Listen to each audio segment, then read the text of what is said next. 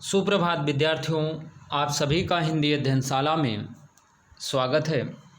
विद्यार्थियों, आप सभी ने फर्स्ट नोटबुक सबमिट कर दी है और तो इस कार्य को जो है आप सभी दूसरी नोटबुक में करेंगे। अच्छा, एक बात मैं और कहना चाहता हूँ कि जब अभी हम आप सभी की फर्स्ट नोटबुक चेक कर रहे थे तो वहाँ पर काफ़ी लोगों ने स्पेलिंग मिस्टेक की है।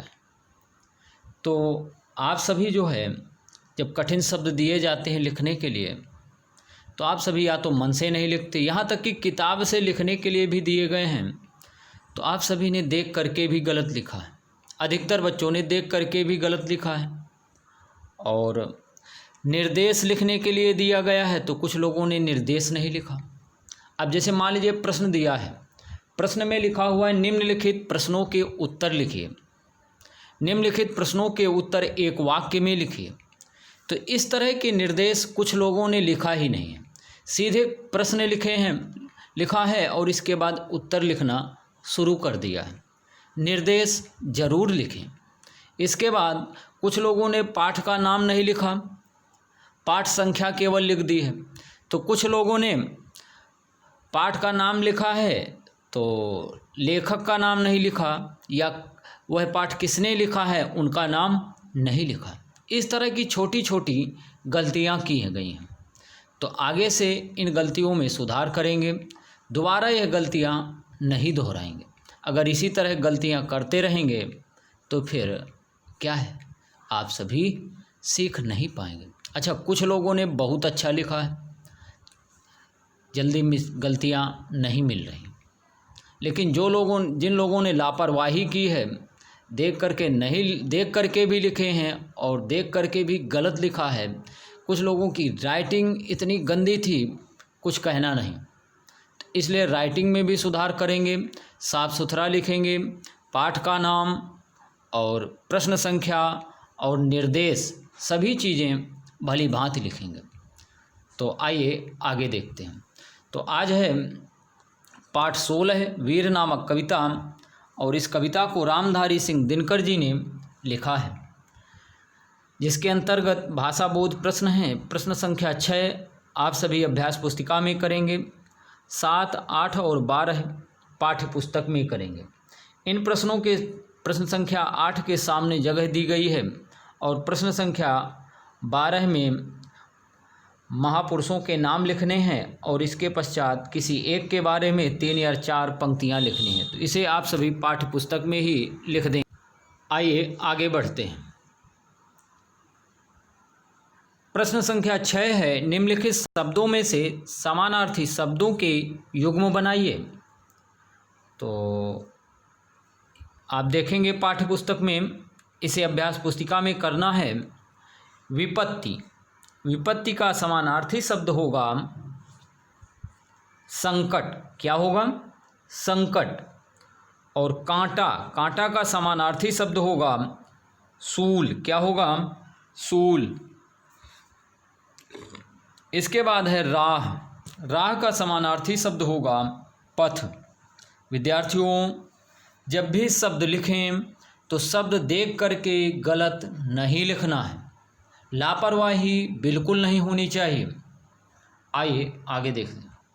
बाती का अर्थ है वर्तिका, मग का अर्थ है मार्ग, मानव का अर्थ होगा मनुष्य और प्रकाश का मिलान उजाला से। तो इस तरह से शब्दों को और उनके समानार्थी शब्दों को शब्दों के सामने अभ्यास पुस्तिका में लिखेंगे। इसके बाद अगला प्रश्न है जिसे पाठ्य पुस्तक में ही करना है। प्रश्न संख्या 7 है, निम्नलिखित मुहावरों का उचित अर्थ से मिलान कीजिए। तो है पहला शब्द दहलना। दहलना का मिलान कांप उठना से करेंगे। किससे करेंगे? कांप उठना से। धीरज खोना, धीरज खोना मुहावरे का मिलान धैर्य का नष्ट हो जाना से करेंगे। किससे? धैर्य का नष्ट हो जाना। गले लगाना, गले लगाना नामक मुहावरे का मिलान अपना लेना से करेंगे। किससे? अपना लेना से। इसके बाद आइए आगे देखते हैं। गले लगाना, अच्छा 2 बार ये लिख दिया गया है तो आप सभी समझ गए होंगे। गले लगाना का मिलान अपना लेना से करेंगे। इसके बाद है खम ठोंकना, खम ठोंकना का मिलान निश्चय करना से करेंगे। और पाँव उखड़ना का मिलान पाँव उखड़ना का मिलान विद्यार्थियों पाँव उखड़ना का मिलान हिल जाना से करेंगे। तो इस तरह से इस प्रश्न का शब्दों का मिलान आप सभी पाठ्य पुस्तक में ही उनके अर्थ से करेंगे। अगला प्रश्न है जिसे आप सभी पाठ्य पुस्तक में ही लिखेंगे। निम्नलिखित वाक्यों को शुद्ध करके लिखिए।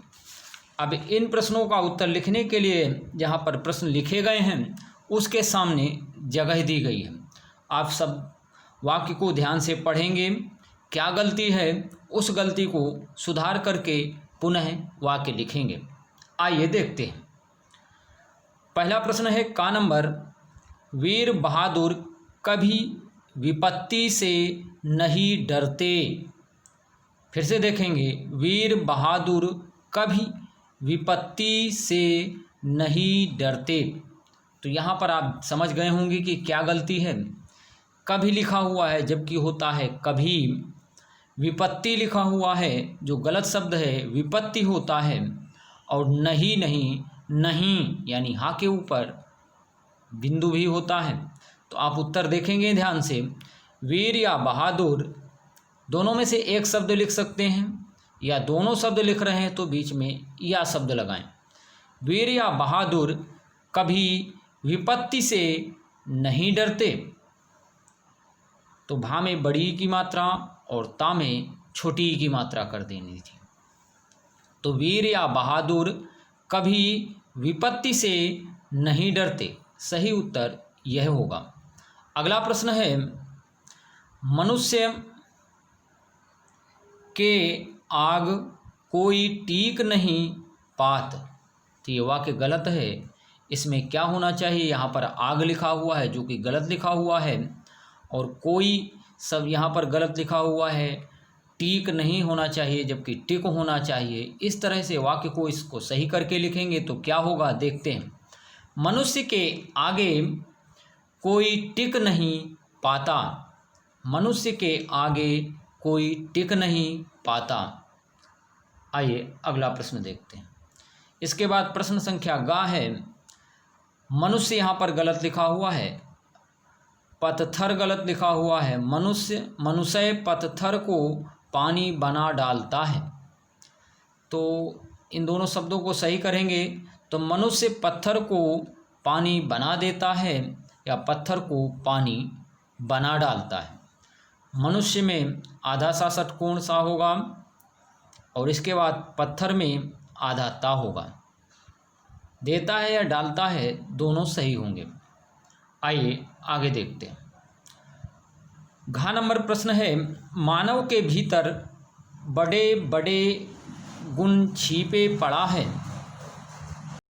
मानव के भीतर बड़े बड़े गुण छिपे पड़ा है। सही उत्तर क्या होगा, मनुष्य के भीतर बड़े बड़े गुण छिपे हैं। मनुष्य के भीतर बड़े बड़े गुण छिपे हैं। इस तरह से आप सभी को लिखना है। इसके पश्चात आगे बढ़ेंगे तो आप यहाँ देख रहे हैं प्रश्न संख्या 6 है जिसे आप सभी को अभ्यास पुस्तिका में करना था, और प्रश्न संख्या 7 पाठ्य पुस्तक में ही इस तरह से मिलान कर देंगे। और इसके बाद यहाँ पर आप देख रहे हैं प्रश्न संख्या 8 देख रहे हैं। का नंबर है खा नंबर, गा नंबर, घा नंबर। निम्नलिखित वाक्यों को शुद्ध करके लिखिए। इनके उत्तर आप सभी इन वाक्यों के सामने ही लिख देंगे। इसके बाद प्रश्न संख्या 12 में देखेंगे, नीचे दिए गए व्यक्तियों को पहचान कर उनके नाम लिखिए तथा इनमें से किसी एक के बारे में अनुच्छेद लिखिए। अनुच्छेद यानी 4 या 5 पंक्तियाँ लिखनी हैं। तो ये पहले तस्वीर है महात्मा गांधी की और दूसरा जो चित्र है वह कल्पना चावला का है। और इसके बाद जो तीसरा चित्र है वह एपीजे अब्दुल कलाम जी का है और उसके पश्चात मदर टेरेसा जी हैं। इनमें से किसी एक के बारे में आप देख रहे हैं यहाँ नीचे जगह बाकी हुई है, तो यहीं पर 4 या 5 पंक्तियाँ लिख देंगे। विद्यार्थियों आइए आगे कार्य है आज का आपका